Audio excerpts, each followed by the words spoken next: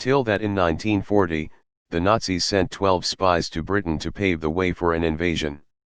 However, the plan failed due to the ineptitude of the agents. None of them were that fluent in English and they lacked basic knowledge of British customs. German intelligence was basically a British ally. It's speculated that the German spy chief Herbert Wichmann deliberately chose poor agents to sabotage the mission.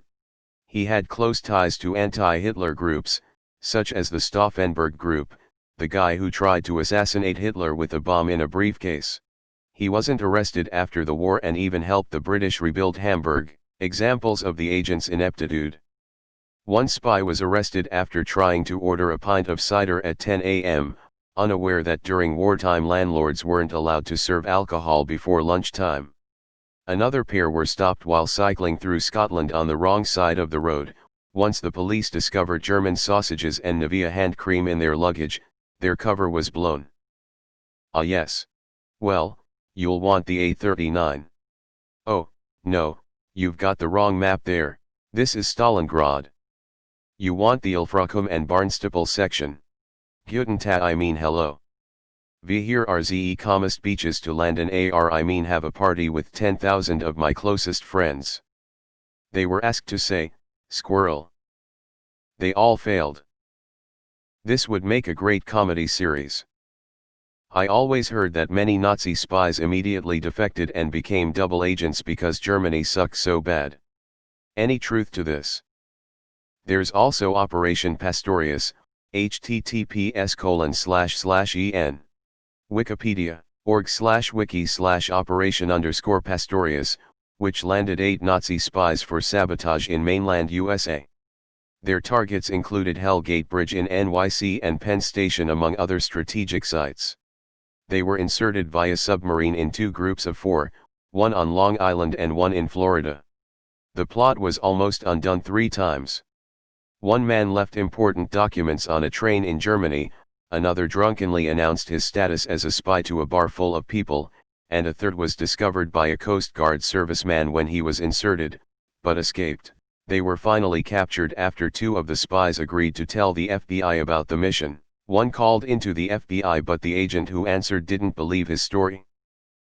He eventually showed up to the FBI office with the mission's cash budget of $84,000 and turned himself in. Hoover, the FBI director, would make no mention that the spies turned themselves in and took credit for exposing the spies. The spies were captured, tried, and executed within 2 months. The 2 who turned themselves in received long prison sentences or were deported. This reminds me of the bar scene in Inglourious Basterds where the guy portraying to be an SS officer does the British 3 with his hands versus the German 3. Reminds me of a scene for Inglourious Bastard when they are going undercover. You speak the 3rd best Italian. I don't speak Italian. Like I said, you speak the 3rd best Italian. You think that's something? Look up the story of Eddie Chapman, the British double agent decorated by the Nazis.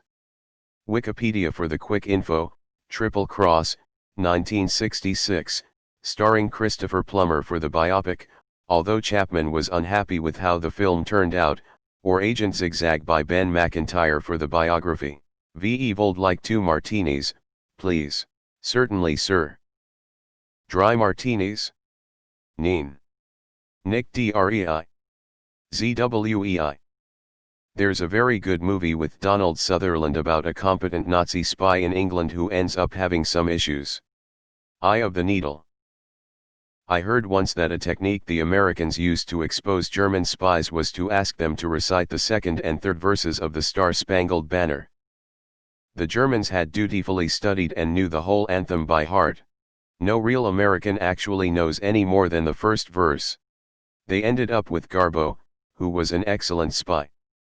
For the British. This was brought up on the British panel show Chi. I'd really recommend it to anyone who loves bizarre and mostly useful_useless_ facts. Chi stands for quite interesting, and is just all about those facts that make you say huh. That's quite interesting. Check the clip about the spies here, https://youtube.b/New York K6EZ61N1M, Detective. How do you do, Fellow Britons.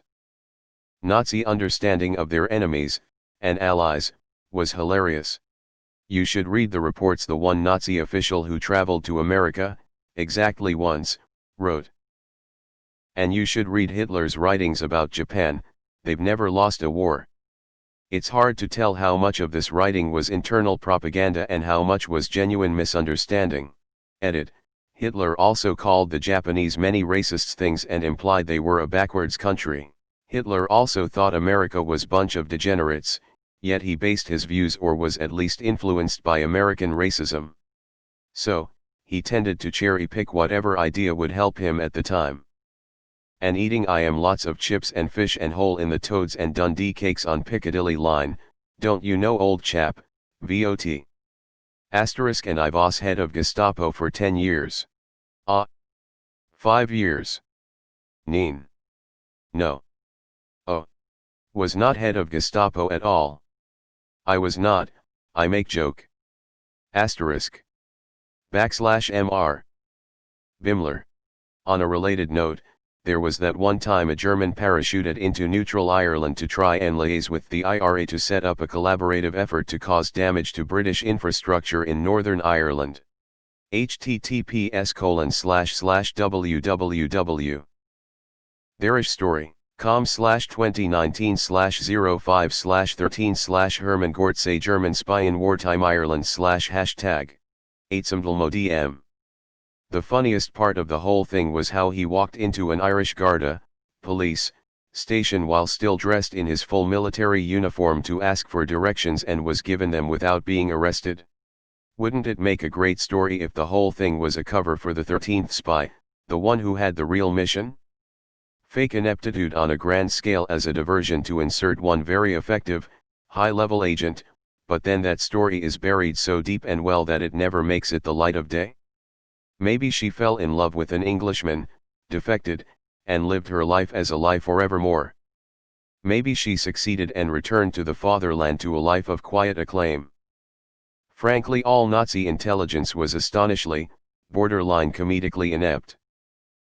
If they weren't responsible for the death of millions, it would be hilarious. It turns out ideologies that teach we are the peak of humanity and smarter than everyone aren't suited to developing effective intelligence capabilities. Same with rigid, violent autocratic governments. When telling the boss no, that's not possible carries the potential of death, that tends to incentivize lying to keep the boss happy. There's a good example from the Battle of Britain where the Luftwaffe intel chief was just making shit up to make it seem like they were doing well because the chief had basically bet his career on the move. Lot of people are referencing Inglourious Bastard, but this also reminds me of the good luck scene in The Great Escape. As well as Big X's masterful deception during the chase later on. Britain, good morning to you. Nazi spy, Heil Hitler. Skies. /runs away /. I am reading a book about WW2 spying activity on both sides. Germany airdropped a spy who forgot to take his army fatigues off and marched through rural Britain in them, in broad daylight. Miraculously, no one reported or caught him. He was eventually caught because he did more stupid shit. Source, https://www. Turner Publishing. com/book/details/top secret tales of World War II/ How did they hold their fingers up when ordering 3 glasses of beer? One of them was caught in Edinburgh at Waverley Station. His radio is kept and displayed in Leith Police Station. They put the milk in before the tea and the jig was up. I don't know if there's any truth to this story, but I've heard multiple times that multiple spies were busted, because they replied to thank you with please instead of you're welcome. In German you reply to danke with bitte. This reminds me of the exact thing George looked for in Blackadder. I bet their names even had von in the title. Absolute shambles. I would think you'd have to be next tier smart or have lived in Britain a good bit of time to pull it off. I'm sure organized crime is a good source for enemies to get influence to undermine the government. Not surprising they'd have a hard time at first.